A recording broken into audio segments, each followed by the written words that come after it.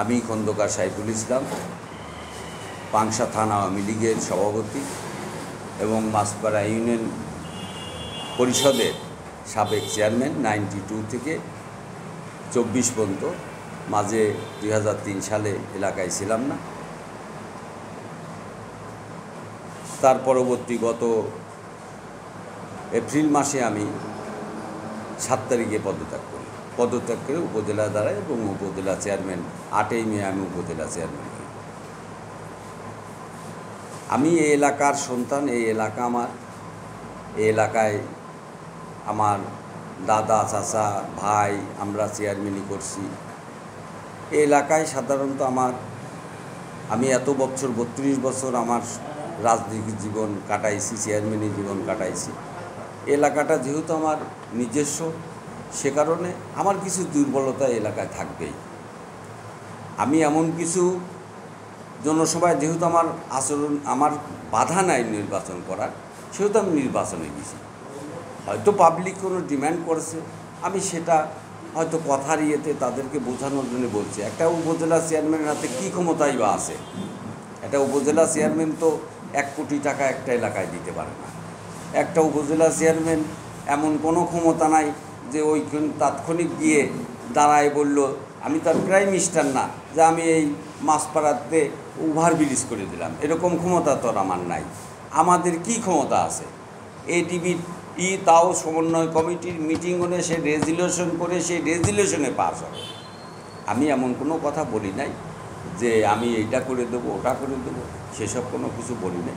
মানুষ হয়তো কিছু দাবি করেছে, সেটা আমি বলেছি যে আমার মাননীয় মন্ত্রী মহোদয়ের কাছে আমি যাব, তাদের কাছে এলাকার, শুধু আমার একার এলাকা না, আমি কিন্তু সব এলাকার কথা বলছি, যে সব এলাকার একটা ফিরিস্তি করে মাননীয় মন্ত্রী মহোদয়ের কাছে গিয়ে ওনার সঙ্গে করে এলাকার উন্নয়ন করার জন্য যতটুকু সম্ভব আমি করব, এটা আমি বলছি। আপনার মাছপাড়া ইউনিয়ন পরিষদের নির্বাচন, এই নির্বাচনকে সুষ্ঠু করার জন্য একজন উপজেলা চেয়ারম্যান হিসেবে আপনার কতটুকু সাহায্য সহযোগিতা থাকবে প্রশাসনিক কর্মকর্তা হিসেবে? আমি সব সময় বলছি, আমি এই এলাকায় আমি নিজেও চাচ্ছি অবাধ, সুষ্ঠু, নিরপেক্ষ নির্বাচন।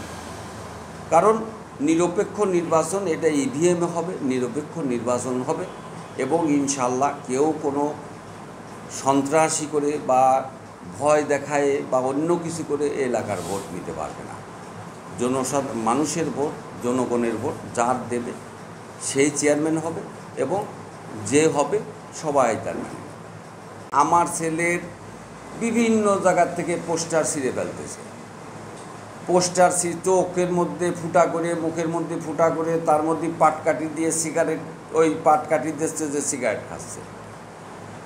লক্ষণ দিয়া মারামারি হয়েছে তার এই আপন চাচা ভাইস্তের, তারা দুইজনই বিএনপি করে, কিন্তু সেই ঘটনাটা আমার মধ্যে টানতেছে। তারা পক্ষ নিয়ে ফেলতেছে, তারা পয়সা ছিটাচ্ছে, কোরআন শরীফ নিয়ে যাচ্ছে, টাকা নিয়ে যাচ্ছে, মানুষের মাথায় দিচ্ছে, কসম করাচ্ছে। এখন তারে চাচা ভাইস্তের মারামারি তারা করে বিএনপি, যদি সেই গণ্ডটা আমার ঘাড়ের উপর চাপায় দেয়, আমার লোকজনের নামে মামলা করার জন্যে এই ঘটনা ঘটায় আমার কী করতে থাকতে পারে? গাড়াল একটা গণ্ডগোল হয়েছে আমার নিজের দলে, চা খাওয়ার, চার স্টলে কথা কাটাকাটি নিয়ে, সেখানে বড় কিছুই না, সেটা দুই পক্ষই আমার।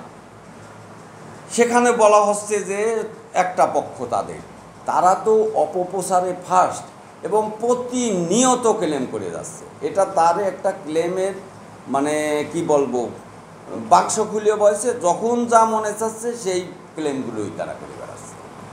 আপনারা যাচাই করেন, দেখেন, সত্য বলেন, আমার কোনো বাধা নাই।